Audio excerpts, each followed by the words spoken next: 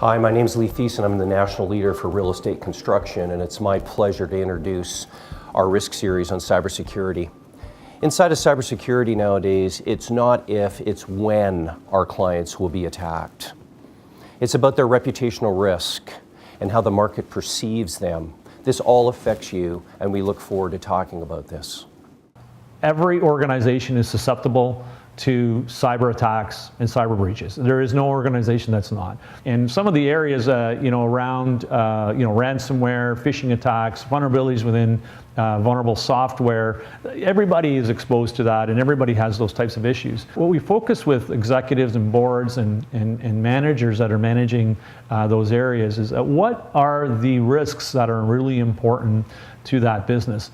If you can tie in the risks, and you can tie in the types of controls that you have and the types of issues that are out there, and are there threats that exist against those risks, what you'll be able to do is you'll be able to focus your business on those areas. When you're considering your overall security program, it's important to implement controls to prevent a breach from happening. But probably equally as important is to implement processes and procedures to control what happens if and when you actually do get breached. Security controls aren't foolproof, and really at some point there will be controls that fail and you will experience a breach. Security's got to be a holistic solution. It's got to be applied across the board, both for third parties, for the whole IoT of things, for smart devices, connected devices. They have to be treated as if they're regular workstations that need to be updated and need to be secured.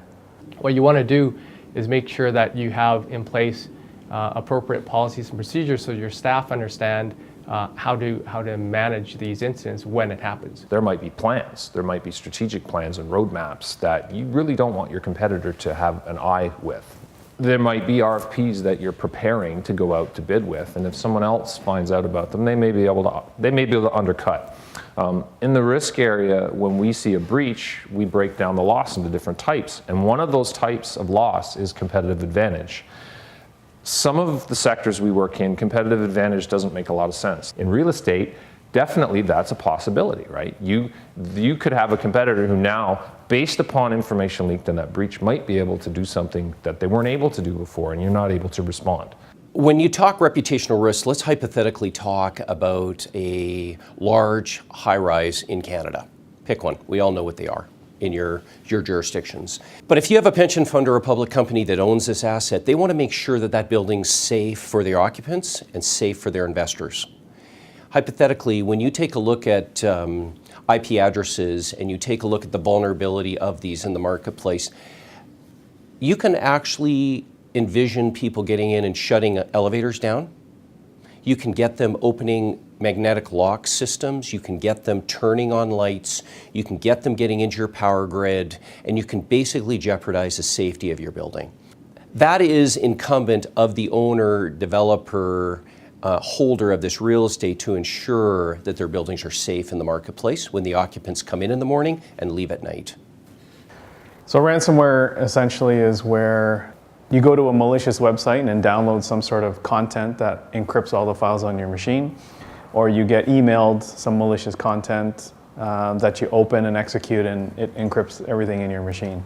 It can come in the form of PDF documents, Word files, Excel documents that have some sort of active content that exploit a vulnerability. Once that machine is encrypted, the only way, for the most part, is to pay the criminals, essentially, the ransom fee in order to get the key to decrypt all the files on your machine. Recently, healthcare got hit repeatedly, over and over and over again, and they got hit, and they took it very seriously. The criminals are being very smart about it, though, and they are keeping the ransoms low so that you're just going to pay. And you need your data. Your business can't function if you don't have your data, so it's the easiest thing for you to do is just pay it. So that's what we're seeing. I'm going to give a lot of credit to the sophisticated real estate community. They get this. They don't want to be a victim. They're going to be proactive. They're going to want to be able to report into their operating or boards that they're being active. Yeah, you can't mitigate anything in particular, but you can certainly be proactive. That's where we come in. We come in to assist and partner.